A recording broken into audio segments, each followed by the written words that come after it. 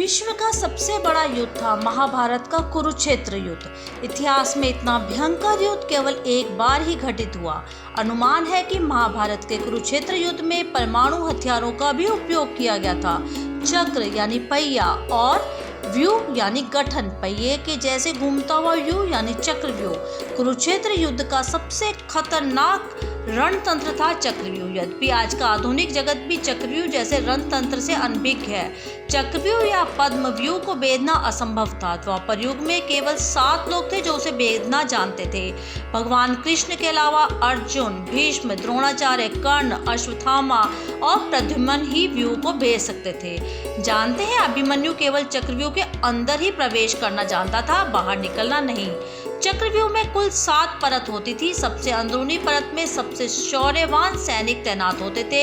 यह परत इस प्रकार बनाई जाती थी कि बाहरी परत के सैनिकों से अंदर की परत के सैनिक शारीरिक और मानसिक रूप से ज्यादा बलशाली होंगे। सबसे बाहरी परत में पैदल सैन्य के सैनिक तैनात हुआ करते थे। अंदरूनी परत में अस्त्र शस्त्र से सुसज्जित हाथियों की सेना भी हुआ करती थी। चक्रव्यूह की रचना एक भूल भुलैया जैसी होती थी, जिसमें एक बार शत्रु फंस गया तो घन चक्कर बनाकर रह जाता था।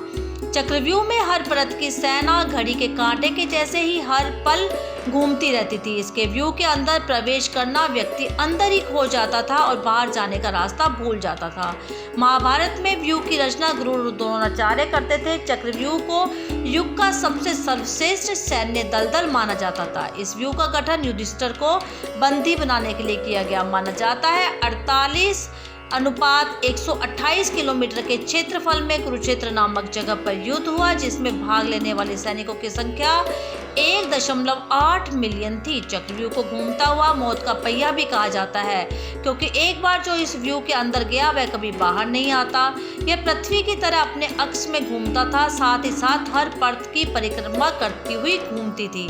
इसी कारण से बाहर जाने का द्वार हर वक्त अलग दिशा में बदल जाता था, जो शत्रु को भ्रमित करता था। अद्भुत और अकल्पनीय युद्ध तंत्र था चक्रव्यूह। आज का आधुनिक जगत भी इतने उलझे हुए और असामान्य रणतंत्र को युद्ध में नहीं अपना सकता। यह जानकर आश्चर्य होता है कि संगीत या शंख के नाद के अनुसार ही चक्रव्यूह के सैनिक अपनी स्थिति को बदल सकते थे। कोई भी सेनापति या सैनिक अपनी मन मर्जी से अपनी स्थिति को बदल नहीं सकता था।